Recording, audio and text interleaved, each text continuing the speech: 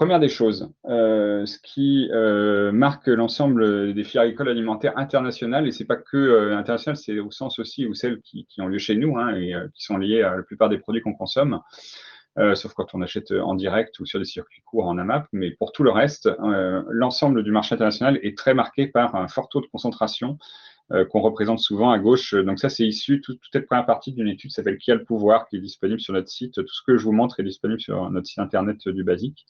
Ça, c'est une étude qu'on a faite en 2014. Et en fait, ce sablier que vous avez à gauche montre bien ici, en fait, le goulet d'étranglement qu'on a entre, d'un côté, on estime 2,5 milliards d'agriculteurs et de travailleurs agricoles, et de l'autre côté, on est globalement 7 milliards de consommateurs, même si une partie de ces consommateurs sont aussi, bien évidemment, les agriculteurs que vous avez là. Et avec, je vous disais, des forts taux de concentration. Vous voyez, fort taux de concentration des principales marques de vente mondiale. Alors, on dit marques, mais en fait, c'est des groupes qui sont multimarques, qui possèdent des dizaines de marques qui sont celles de notre quotidien. Donc, on connaît parfois les noms de ces groupes, comme Danone, Nestlé. Unilever, c'est peut-être déjà moins le cas. Mars, vous connaissez la barre, mais vous n'imaginez pas forcément qu'il y a des dizaines de marques derrière. PepsiCo et Coca en sont d'autres. Vous avez bien évidemment les grands distributeurs. La différence entre les grands distributeurs et les marques sont très implantées avec vraiment un rayon d'action international qui leur donne une emprise globale. Les distributeurs, les supermarchés ont souvent un très fort taux de présence sur certains pays, mais pas forcément un rayonnement international. Carrefour est très présent en France, Belgique, Espagne, mais pas forcément après quand on va aller en Allemagne, encore moins en Angleterre. Inversement pour Tesco ou pour Lidl. Mais à eux seuls, ils sont un véritable goulet d'étranglement de bout de chaîne ici. Et puis après, quand on va remonter, en fait, il y a des types d'entreprises que je pense une grande partie d'entre vous connaissent pas forcément. D'abord, des grands, ce qu'on appelle des négociants, qui vont acheter des matières premières et les vendre sur le marché mondial.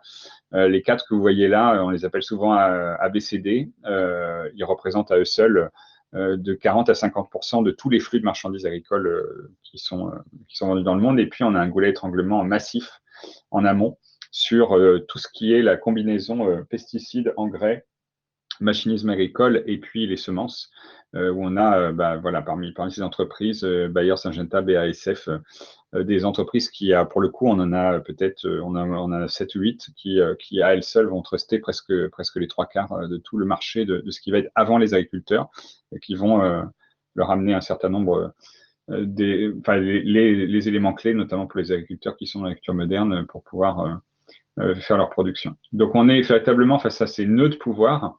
Et en fait, ces nœuds de pouvoir, on va le voir, elles ont des conséquences. La première chose sur ce fonctionnement, du coup, je ne vais pas rentrer dans les détails de cette étude, mais ce qu'il faut que vous ayez bien en tête, c'est qu'on vous a certainement rappelé depuis les cours d'introduction à l'économie en seconde ou en première, je ne sais plus quand ça se fait aujourd'hui, le concept de marché pur et parfait qui fonctionne, où il y a des échanges de marchandises et où les prix se déterminent en fonction de l'offre et la demande.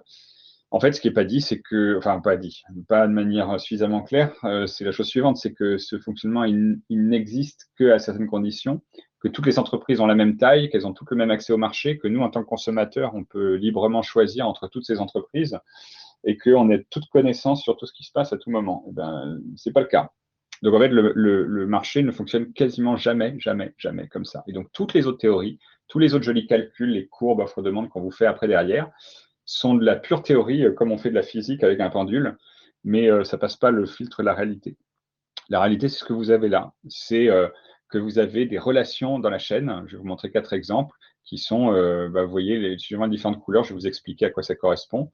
Si on prend par exemple une filière, alors je vous montre des filières internationales, mais encore une fois, ça marche pour le lait en France, ça marche pour les céréales au niveau européen ou français, etc.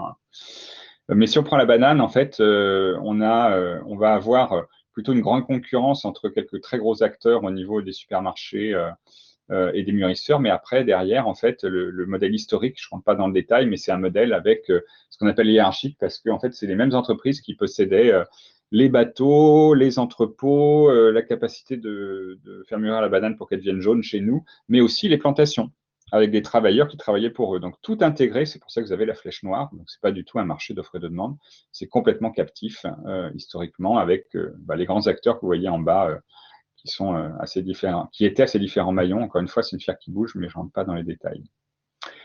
Canne à sucre, un autre très intéressant parce que produit dont on a moins connaissance ou moins conscience, c'est, vous voyez, c'est des flèches rouges. Pourquoi? Parce qu'en fait, vous avez ici une myriade de producteurs, vraiment des dizaines, des centaines, peut-être pas des centaines, mais au moins des dizaines de milliers de producteurs de par le monde, enfin si, des centaines de milliers qui font de la canne à sucre. Et en fait, ils sont totalement dépendants. C'est le rouge, c'est un modèle captif d'une sucrerie parce qu'en fait, ils coupent leur canne et quand elle, une fois qu'elle est coupée, pour pas qu'elle perde son jus et qu'elle sèche, ils ont quelques heures à peine, si ce n'est moins, pour ramener à la sucrerie, pour en faire du sucre. Et en fait, la sucrerie, ben, c'est des plus gros établissements avec des gens qui les possèdent totalement. Et en fait, c'est eux qui viennent revenir aux producteurs en disant ta canne à sucre, elle a donné ou pas, et qui vont les payer. Mais l'agriculteur familial, la petite surface, il n'a aucun moyen de vérifier ce que lui dit la sucrerie et de savoir s'il leur ment ou pas, s'il leur donne la bonne rétribution ou s'il est en train de leur dire bah, il n'y avait pas de sucre dans ta canne alors qu'il y en avait plein. Très, très difficile, voire impossible pour les producteurs de passer ce filtre-là. Et les sucreries elles-mêmes sont beaucoup plus nombreuses que les quelques négociants de sucre. Vous voyez qu'il y en a très, très peu. Le leader représentant 25% du marché à lui seul, encore moins de raffineurs. Et en fait, donc on a vraiment une pyramide comme ça de relations captives. Je ne rentre pas trop dans les deux là d'après parce qu'on va les voir en détail. Le café, avec aussi ce côté captif plus de 2 millions de, je ne sais plus exactement combien, tout d'un coup j'ai un gros trou, de producteurs de café dans le monde. Et avec, avant eux, en fait, quelques grandes marques que vous connaissez, des négociants que vous connaissez moins, qui sont en relation. Le orange, ça veut dire qu'ils sont un peu en binôme. Ils se mènent la concurrence, mais ils sont profondément en relation les uns avec l'autre et ils font un espèce de goulet d'étranglement de pouvoir où ils se mettent d'accord entre eux, même s'ils sont en concurrence. Et c'est un drôle de mélange, mais qui est très répandu dans les filières agricoles et qui vont mener concurrence avec les grands supermarchés derrière. Mais du coup, vraiment un passage qui est compliqué pour les agriculteurs. Et on a dans le cacao quelque chose qui est encore plus compliqué, puisqu'on a plein de maillons qui sont sur une formule qu'on va dire modulaire, parce que votre tablette de chocolat, c'est l'assemblage. Donc, c'est une cascade d'assemblage. C'est un peu comme dans l'automobile, en plus simple, hein, mais vous assemblez pour faire du chocolat, la pâte de cacao, du beurre de cacao, du sucre, peut-être un peu d'extrait de vanille, et parfois du lait. Et en fait, c'est tout ça qui va donner une espèce de pyramide, mais qui à la base est aussi un phénomène de captivité. Tout ça pour dire à l'oral, pour finir, pourquoi c'est une problématique? Premièrement, parce que ben, on a véritablement, quand on fait des analyses plus poussées, en fait, une espèce d'étau qui se resserre autour des agriculteurs qui fait que ces façons de fonctionner expliquent en grande partie en fait leur vulnérabilité, leur dépendance, les questions de pauvreté dans le monde agricole, l'exode rural massif et les transformations qui ont lieu et qui démarrent depuis les supermarchés qui ont un gros phénomène d'influence sur l'ensemble jusqu'aux acteurs plus proches des producteurs. L'idée, c'est de regarder un peu plus deux filières et de regarder ce qu'apporte le commerce équitable là-dedans. Alors, on y va. Filière cacao, bon, après quelques chiffres, je vous les passe vite fait. Je vous parlais de deux maillons un peu au milieu de la filière cacao. Bah là vous les avez ici, hein, sur ceux qui vont acheter les fèves aux agriculteurs. Donc ça, c'est au niveau mondial. Vous avez 1, 2, 3, 4, vous voyez, 5 acteurs qui font plus de 50% ici. Et après eux, donc ils vont acheter les fèves et faire justement, je vous disais, la pâte, le beurre de cacao. Et grand d'après, c'est ceux qui vont venir transformer ça. Et bien alors là, vous voyez, ça s'est encore concentré. 1, 2, 3, 4 à 4 acteurs, en fait, ils vont faire plus de 3/4 de la production mondiale. Donc on voit à quel point le goulet d'étranglement est resserré. Ça explique déjà pas mal de choses. Focus sur la France. On va se rapprocher de nous en tant que consommateurs. 5 grandes entreprises, en fait, qui possèdent plusieurs marques, fabriquent à elles 5 80% de tous les produits chocolatés qu'on achète au quotidien. Donc, vous voyez que ça n'est pas rien. Sachant que les tablettes de chocolat qu'on a tous en tête quand on parle du cacao, ça n'est qu'un tiers de ce qu'on mange. En fait, le gros, c'est de la pâte à tartiner comme Nutella. Ça se répand dans toutes les barres chocolatées, les confiseries, etc. Grosso modo, les 2 tiers de tout ce qu'on achète, c'est ça, c'est du gras, du sucre avec du cacao dedans. Et il n'y a que véritablement un tiers, ce sont des tablettes. Et les tablettes de chocolat noir, c'est qu'un tiers de ça, donc c'est 10% seulement, quoi. Une fois qu'on a compris ça, ce qui est intéressant, c'est de regarder quelle est la répartition de la valeur.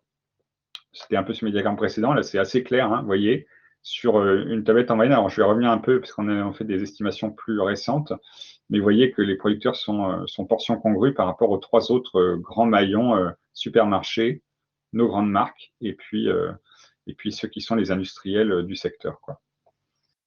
Alors, les agriculteurs, justement, qui ont portion congrue, on avait fait une étude, donc ça remonte à 2016, qui disait un peu, ça va faire un peu une introduction pour ce que va nous présenter après Frédéric.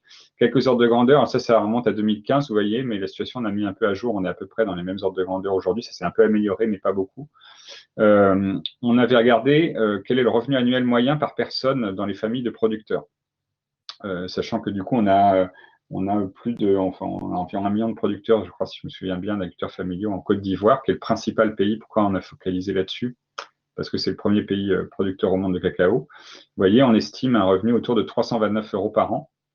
Sauf qu'on a fait des estimations à l'époque avec les données qu'on avait sur quel est le panier de biens essentiel qu'il faut pour pouvoir vivre avec un minimum de dignité, c'est-à-dire avoir assez d'argent pour se payer la nourriture dont il a besoin. Même quand on est agriculteur, on ne fait pas toute sa production agricole. Même quand on est producteur de cacao, ils ont un champ à eux pour faire une partie de leur nourriture, mais ce n'est pas suffisant. Donc, il faut acheter la nourriture, le logement, l'école, forcément pour les enfants, tous les frais de scolarisation, se vêtir, l'accès à l'électricité, aux moyens de communication. Vous voyez, tout ça, c'est 435 euros juste pour voilà, vivre avec des conditions de base.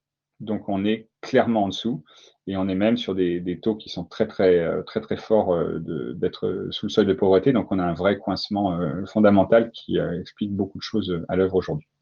Et puis, juste pour vous passer rapidement que c'est un fléau, je ne rentre pas dans le détail, je pourrais répondre à des questions. Là, si vous avez des cartes de la forêt en Côte d'Ivoire depuis les années 60 jusqu'aux années 2000, voyez, une disparition dramatique qui est poussée par le phénomène de pauvreté parce que pour pouvoir s'en sortir, il faut essayer de prendre sur la forêt pour essayer d'avoir un peu plus de production, de meilleurs rendements. Et en fait, quelque chose qui est alimenté en plus par la politique gouvernementale de la Côte d'Ivoire, mais aussi par nos achats à nous tous, quand on parle de conventionnel. Alors, dans un contexte comme ça, qu'est-ce qui peut être fait et quels sont les résultats? On pourra en discuter un petit peu plus après. Alors, désolé, c'est peut-être pas très clair. Ici, je vous ai montré nos estimations de l'évolution de la répartition de la valeur. En fait, les courbes du bas, la courbe tout en bas, là, c'est les agriculteurs. La courbe du haut, c'est ce qu'on paye, nous, consommateurs. Et en plus, et donc, vous voyez, en fait, l'écart, déjà ce que ça représente, seulement la partie producteur, mais surtout, vous voyez l'écart qui n'arrête pas de grandir entre ici, là, on était il y a 10-15 ans, et là, on en est aujourd'hui. Et en fait, cette valeur qui est captée à l'aval, donc il y a un phénomène de pression qui va jusqu'au producteur et qui génère beaucoup d'impacts. Donc, je vous parlais tout à l'heure, pauvreté, question du travail des enfants, destruction des écosystèmes. On a été regardé, je vais vous donner le détail après. Nous, on fait un travail un peu particulier, on essaie de transformer ces impacts en coûts qui sont reportés sur la société.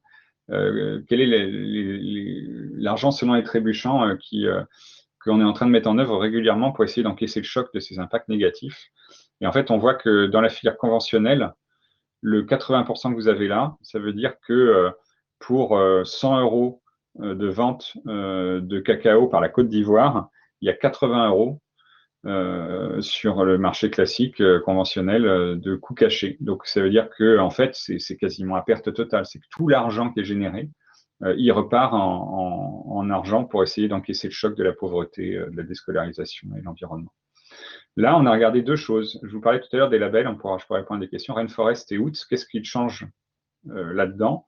Et le commerce équitable. Donc, on voit que il y a une petite amélioration de la situation, mais ce qui frappe directement dans notre étude sur le cacao à l'époque, c'est que la donne n'est pas totalement changée par le commerce équitable en Côte d'Ivoire. Ça ne fonctionne pas. Et notamment, alors je ne vous ai pas dit les couleurs là, mais en bleu, c'est le phénomène de pauvreté, la sous-rémunération des familles. On voit qu'on continue à avoir une sous-rémunération des familles, donc elles n'arrivent pas à vivre dignement, alors que la promesse, elle est là. En orange, c'est la question des services essentiels, donc c'est-à-dire la scolarité, l'accès aux soins. On voit qu'il y a moins de coûts cachés, ça veut dire que c'est des investissements du commerce équitable, mais ils ne sont pas suffisants, pareil.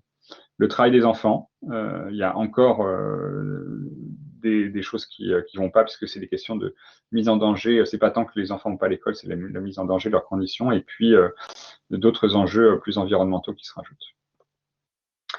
On a fait par contre un travail dans le cas de Pérou, toujours sur le cacao, toujours commerce équitable. Et là, c'était intéressant parce que autant dans le Côte d'Ivoire, vous avez vu que ça ne changeait pas grand-chose, autant au Pérou, alors que pour un sac de cacao, on avait 180 euros de coût caché dans le conventionnel. Pardon, je ne vous l'ai pas mis là, c'était 190 euros de conventionnel. On a plus que 66 euros de coût sociétal quand on est dans la filière de commerce équitable. Est-ce que je dis pas de bêtises? Non, c'est bien ça. Et vous voyez qu'on a des résultats qui sont bien plus faibles que ce qu'on avait avant. On a 37% de coût sociétal ici, vous voyez, quand on était là, on était à 70%. Donc, on a vraiment quelque chose qui se joue. Et en fait, ce que nous, on avait documenté, pardon, je vais rester là, c'est qu'on avait véritablement un effet positif au Pérou de ce qui se passait dans le cadre du commerce équitable. Je me rends compte que je n'ai pas pris la bonne diapo parce que ça, c'est pas le bon chiffre, c'est pas très grave. Ce qu'il faut retenir, c'est que véritablement, on avait un effet au Pérou et en fait, on s'est posé la question, on a creusé pourquoi. Et en fait, et pourquoi on l'a pas en Côte d'Ivoire. Et en fait, c'est très, très lié à l'organisation collective, aux coopératives, à la capacité, à tout ce que les acteurs locaux en avaient fait. Donc, c'est pas que le cahier des charges qui joue, c'est beaucoup les acteurs locaux, beaucoup aussi les pouvoirs publics et toute une synergie qui avait été faite à la base avec un gros appui des ONG qui avait vraiment changé la donne. Donc, comme quoi, un label fait pas tout et c'est fondamental la façon dont les acteurs s'en emparent. Une étude plus récente qu'on a menée. Ouais, je vais passer 2 minutes. 2 minutes. Je vous propose de passer au café pour vous dire 2-3 éléments qui sont intéressants sur le café. Tout autant de concentration, on ne s'en rend pas compte en tant que buveur de café, plus de 80% de tout ce qu'on boit au quotidien, c'est 3 entreprises. Et en plus, ça augmente depuis 10 ans. Le café, dans le cas du commerce équitable, parce que je vais finir là-dessus par rapport à Frédéric pour qu'il puisse prendre la suite. Le café, la différence avec le chocolat, c'est que tout ce qui est Nespresso, capsule dosette, a fait exploser la valeur. On paye notre café presque 2 fois plus cher aujourd'hui. Et ce que vous voyez dans ce petit diagramme, en rouge, en orange, c'est l'argent qui va au pays producteur. En violet, c'est l'argent qui va aux marques et aux supermarchés chez nous. Vous voyez que c'est un succès incroyable avec une valeur qui a été multipliée par 2, ce qui est très rare dans l'alimentaire côté consommateur, capté par les entreprises que je vous montrais avant. Alors que les producteurs, en rouge, c'est notre seuil de pauvreté. Et ça, c'est le niveau de vie des producteurs dans différents pays qu'on a regardés. On est clairement en dessous. On est dans une situation vraiment catastrophique à ce niveau-là. On a comme dans le cacao, pour chaque dollar, vous voyez, de vente de café, on a 90, 80 centimes de coût caché. Donc, en fait, on est même chose que dans le cacao, un peu mieux en Colombie. Surtout, on avait été regarder pour finir ce qui se passait avec les labels, pareil. Alors, ça apparaît pas bien, désolé, sur le partage d'écran. Mais globalement, ce qu'on montrait, c'est que là, on avait les meilleurs résultats. Il faut regarder là où c'est le plus haut, c'est là où il y a le plus de coûts cachés, donc c'est les impacts les plus forts. Là où c'est le plus petit, c'est là où on a le moins d'impact. Et en fait, on se retrouve encore au Pérou. Et on se retrouve dans le cas du café équitable et bio. D'ailleurs, c'est la même chose pour le cacao. Il y a une synergie entre l'équitable et le bio. C'est dans ces cas-là qu'on diminue au maximum. Mais vous voyez, même en diminuant au maximum, le violet, ça continue avec les questions de pauvreté. Le orange, c'est la question des services essentiels. Donc, on continue à avoir quand même encore des conséquences négatives, mais c'est clairement réduit. En Éthiopie, ça ne marchait pas si bien que ça. On avait documenté, je vous passe ça, que c'est lié à vraiment des boucles d'impact positives au Pérou qui permettent de vraiment changer la donne. Donc ça, c'était plutôt rassurant. Mais le dernier point que je voulais montrer avec les chiffres à l'appui, et ça va faire ouverture vers Frédéric, c'est que là, vous avez quoi? Vous avez la découpe de valeur du café. Ça, c'est votre café en paquet de 250 grammes et ça, c'est votre capsule. Là, vous avez le classique conventionnel. On peut dire que globalement, orange, c'est l'argent qui revient au producteur.